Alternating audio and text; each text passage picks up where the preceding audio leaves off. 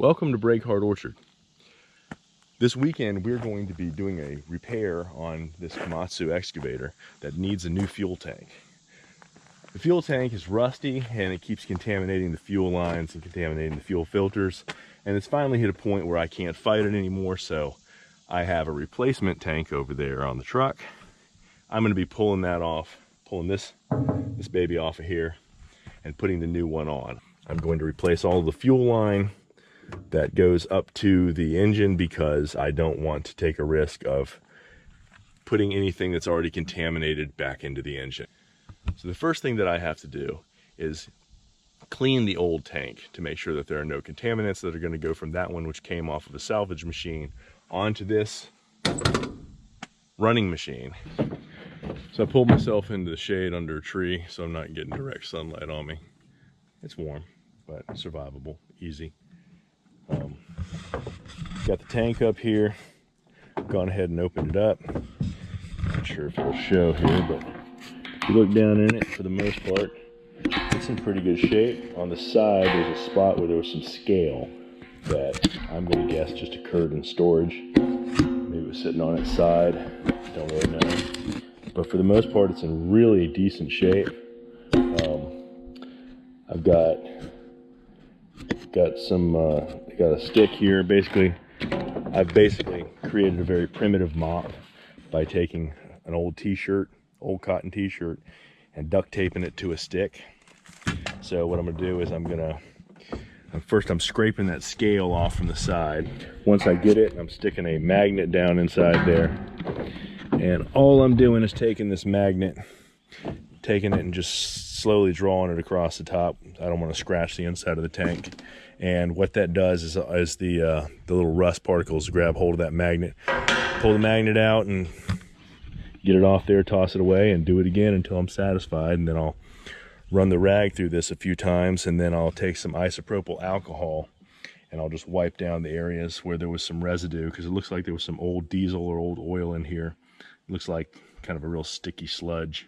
I'm gonna get that stuff out of there, get this nice and clean before I put it on my machine. What I've done is I've used the back of this brush to scrape at it, get that off. Then I've reached down here with a magnet to grab hold of all the little rust particles that were sitting there.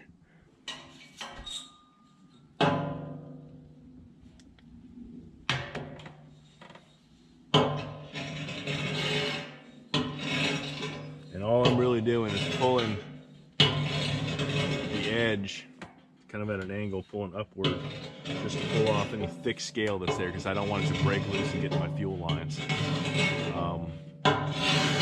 Once I've done that, it almost burnishes the side of the tank, so it's not really, I'm not concerned with the rest of it. Is there going to be a further rust? Yeah, of course, there's going to be some more rust, but I mean, this is years better condition than the tank that I'm replacing. So I'll put an inline filter, and anything that works its way off will get caught by that inline filter and will never make it into my fuel system.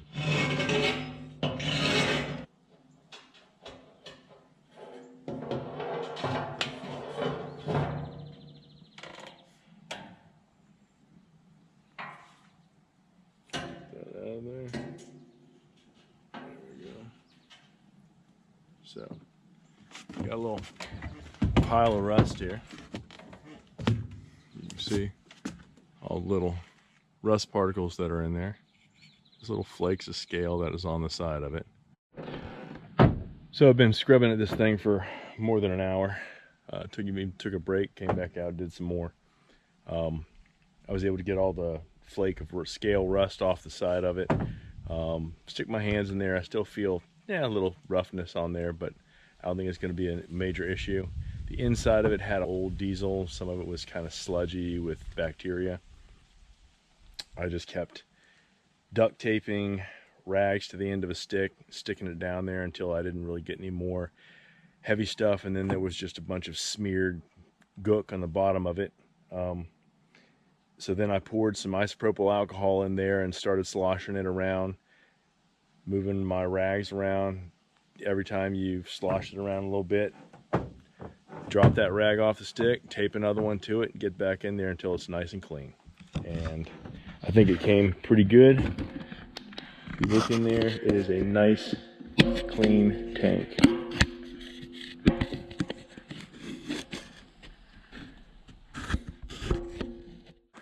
This little metal panel sits right up here, flush against the tank.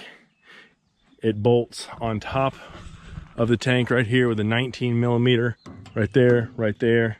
And then when you open up the toolbox, right there, right there. I'm doing this for the benefit of anybody else who runs into this and is looking on YouTube trying to find out how to fix their excavator. So next, there's two ways under here. There's this little access panel right here that you can get to both the fuel line and the petcock up in there. But I have to get to the bolts that are holding this puppy on there. I could probably squeeze my arms up in there, but I think if I take this square of steel that this access panel is on, if I remove that, and it looks like it's a 19 millimeter.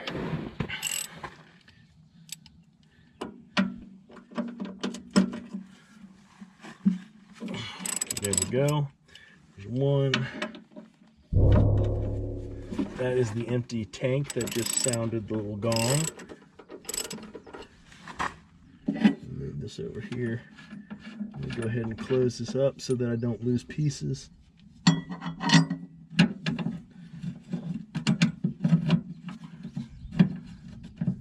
I've never been inside of an excavator.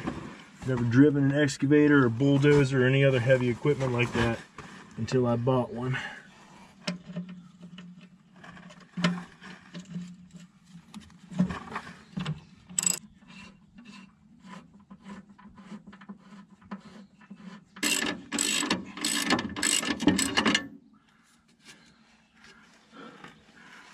Ah, there we go. Well, that's dirty and gross. So you got a bolt right here. That looks like a 21 millimeter. You got a little hump on the bottom of the fuel tank. That's basically a leg. You got a tray, goes that way, and a tray goes that way that are welded onto the bottom. So this right here, there's a nut there and a nut there, or bolt. Bolt there, bolt there. And you got one there, and looks like one there. There's no way to do this without getting dirty, so I might as well just suck it up and get dirty. All right, try 24. We have a winner. 24. Just because you can get it on. Oh, apparently they put this thing on with an air wrench or gorilla, one of the two, because it ain't trying to come off. Crap. All right, what are my options here? Oh, come on, man. I just can't catch a break.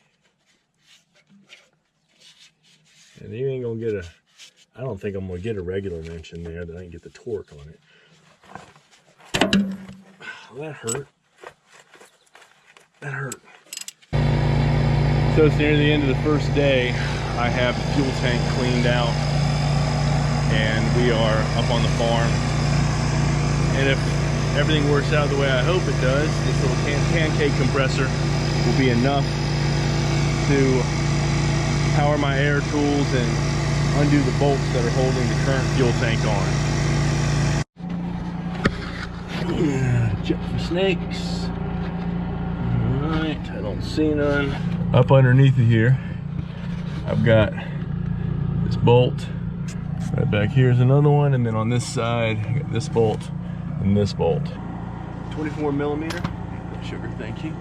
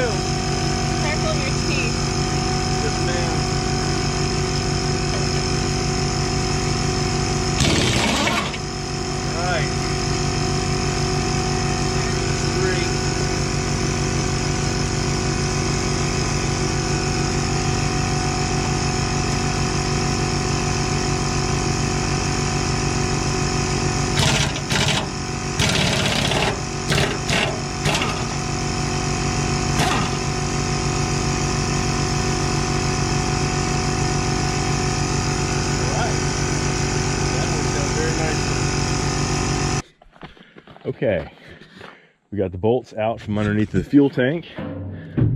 That's nice and loose. Gonna have to remove these bolts here. I'm not sure what the size on those is.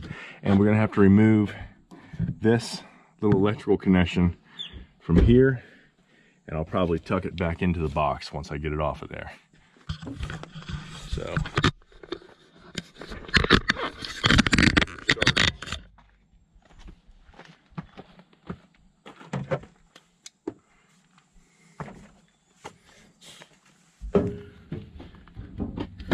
see if I can back that out without pinching it. Yeah, I don't even have to undo that. So this just has to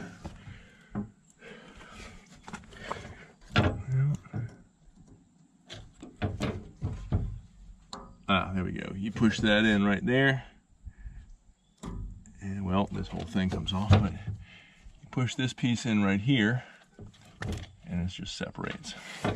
This is the sending unit that needs to be saved because that's got to go into the next tank. So I'm going to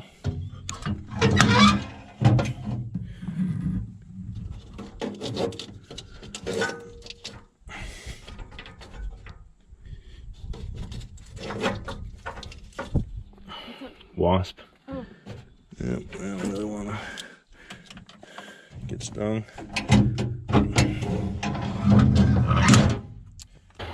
Looks like these are 19 millimeter. Let's see if I can get these loose without the air tool. Maybe I can, and maybe I can't.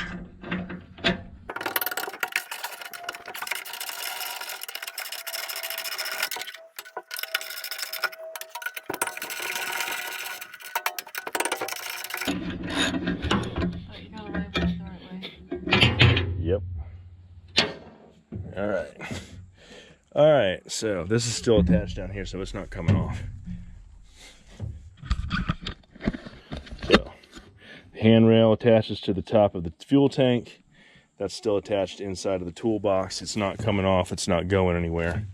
So before we go yanking this off of here, there's a couple of things we need to do.